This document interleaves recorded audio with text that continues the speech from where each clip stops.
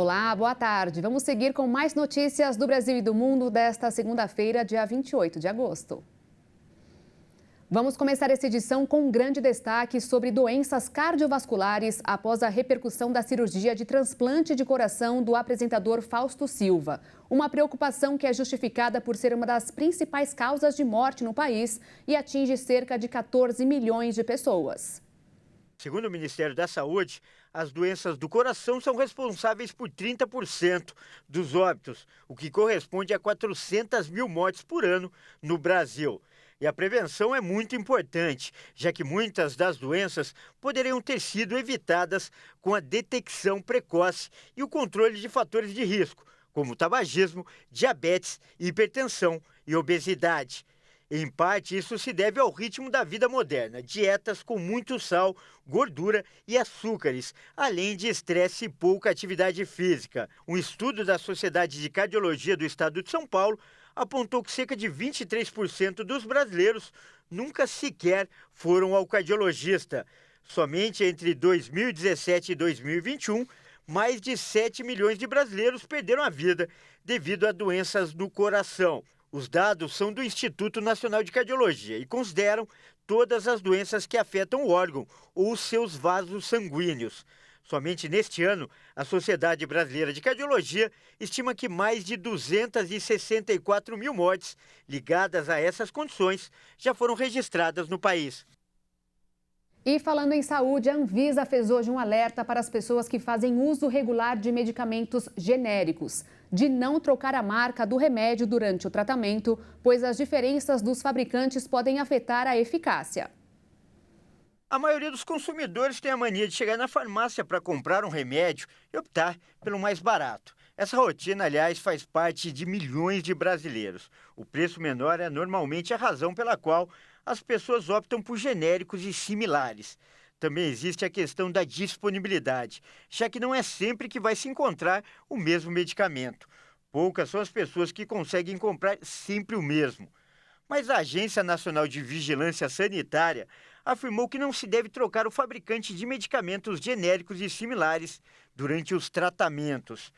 A farmacêutica que fabrica um genérico ou similar precisa demonstrar à Anvisa, por meio de estudos novos científicos, que o produto dela é intercambiável com o da empresa detentora da patente do primeiro medicamento desenvolvido para aquela doença, o chamado referência. Segundo a Anvisa, os medicamentos genéricos não podem ser considerados intercambiáveis entre si e com similares, porque eles não fizeram essa demonstração experimental. A agência ressalta que, como há diversos genéricos e similares no mercado, é inviável fazer testes de uso de um com o outro, pois seriam centenas de possibilidades, além de haver variações na tecnologia usada na produção e nas substâncias necessárias para a fabricação, estabilidade e administração do medicamento. Segundo a Anvisa, essas diferenças podem afetar a absorção, o metabolismo ou a eliminação do medicamento no organismo, com eventuais alterações na eficácia e na segurança da terapia.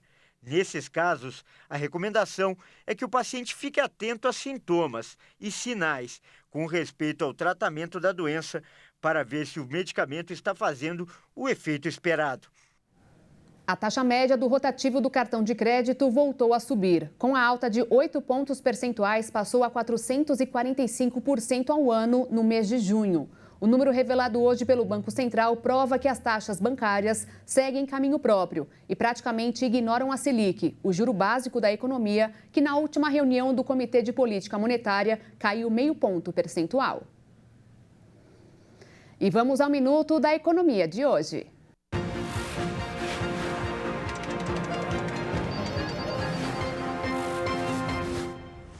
E como o Banco Central divulgou hoje essa nova alta na taxa de juros do rotativo do cartão de crédito, significa que quem não conseguiu pagar a fatura total do mês entrou no modo mais caro de financiamento e passou a pagar 445% ao ano. É mais uma prova de que a Selic é boa para ser incluída em vários discursos, mas passa longe do valor das parcelas de quem fez algum tipo de empréstimo.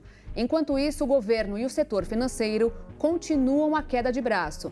O consumidor apenas assiste. Os bancos não aceitam que mexam na liberdade de mercado e querem continuar cobrando as taxas que eles estipulam, com o argumento de que é para cobrir a inadimplência. Certo, mas quando fixaram o limite para o cheque especial em janeiro de 2020, o calote caiu. Não dá para explicar por que isso não aconteceria com o rotativo. Ou melhor, dá para explicar sim. Este bolo não para de crescer e quem consome não passa mal. Porque hoje os brasileiros precisam pagar mais de 77 bilhões de reais no rotativo, o dobro de 2 anos atrás. A empresa Meta gerou indignação no Canadá ao bloquear notícias no Facebook por colocar vidas humanas em risco em meio à crise de incêndios. A proibição de links de notícias acontece em retaliação a uma nova legislação que exige que empresas de tecnologia remunerem veículos por conteúdos postados em suas plataformas. Quase 20 mil habitantes de Yellowknife e milhares de outras pequenas cidades receberam ordens das autoridades para evacuar os territórios do Noroeste. Alguns afirmam que tem sido difícil encontrar informações verificadas sobre os incêndios. Em 1º de agosto, a Meta começou a bloquear a distribuição de links de notícias em suas plataformas Facebook e Instagram, em resposta a uma recente lei canadense que exige que os gigantes da tecnologia paguem aos veículos de comunicação pelo conteúdo noticioso. Com base em uma legislação semelhante da Austrália, a lei aprovada em junho, mas que deverá entrar em vigor no próximo ano, destina-se a apoiar uma imprensa em dificuldades no Canadá.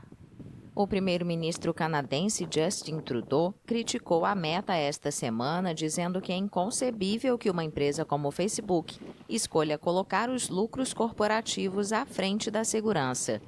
Quase 80% de todas as receitas publicitárias na internet no Canadá vão para a Meta e para o Google, que expressou suas próprias reservas sobre a lei. A Meta não comentou as críticas.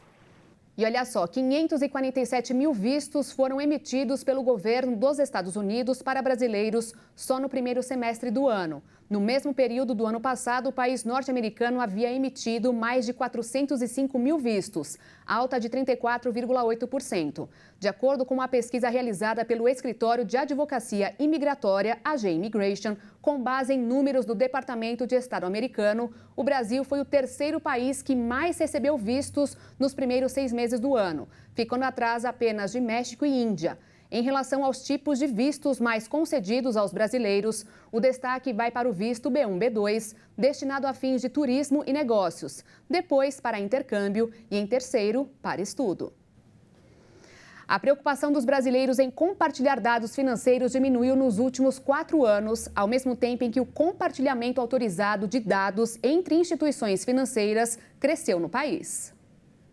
A pesquisa realizada pela Open Finance Brasil mostrou que em 2021, 45,8% das pessoas se mostravam preocupadas em como tais informações seriam utilizadas. Este ano, o percentual caiu para 34%. Já comparando as 4 principais preocupações dos pesquisados sobre a utilização do Open Bank entre 2021 e 2023, houve queda. A insegurança sobre o crime financeiro caiu de 48% para 36%.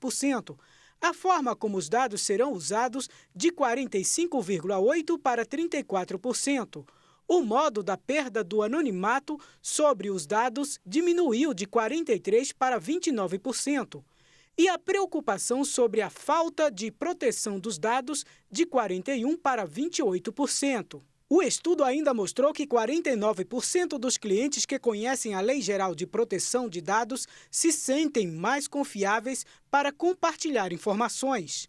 A pesquisa online Open Finance Brasil 2023 foi realizada em maio por todo o país, pela IPSOS, a pedido da TecBan, com 1.000 homens e mulheres bancarizados das classes A, B e C, com acesso à internet. Essa queda de desconfiança é atribuída a uma maior educação financeira por parte das pessoas e à entrada em vigor da LGPD. A recomendação ao consumidor para proteger seus dados é de sempre utilizar os canais oficiais da sua instituição financeira e observar com cuidado se links em e-mails e SMS são de fato provenientes do seu banco.